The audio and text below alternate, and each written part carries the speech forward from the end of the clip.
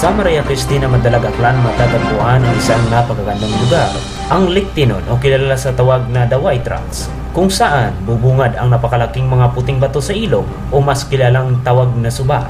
Unti-unting umuunlad ang lugar, ngunit uunlad ba talaga? Ano kaya sa palagay mo kung makikita mo ang naglalakihang sasakyan, bulldozer at mga gamit pangbungkal sa kabundukan? Ang Oriental Energy and Power Generation Project Corporation ay nagsagawa ng 18 megawatts hydroelectric power plant sa lugar, kung saan umabot sa 300 metro na tunnel ang kanilang nagawa sa ilalim ng bundok.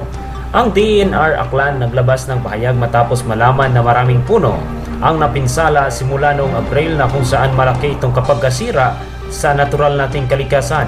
Pinapabayad ng 4.6 milyon ang tagapamahala ng proyekto para ipagpalit sa mga nasira nito. Ang mga indigenous people sa lugar ay humihingi ng tulong sa mga otoridad matapos mawalan sila ng kanilang lupa. Base sa investigasyon, binili ang lupa at pagtatayuan ito ng hydroelectric power plant na kung saan magsusupply ng kuryente sa probinsya.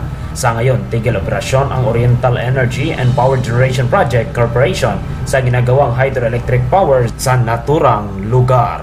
Randy Nakuspag, nag-uulat.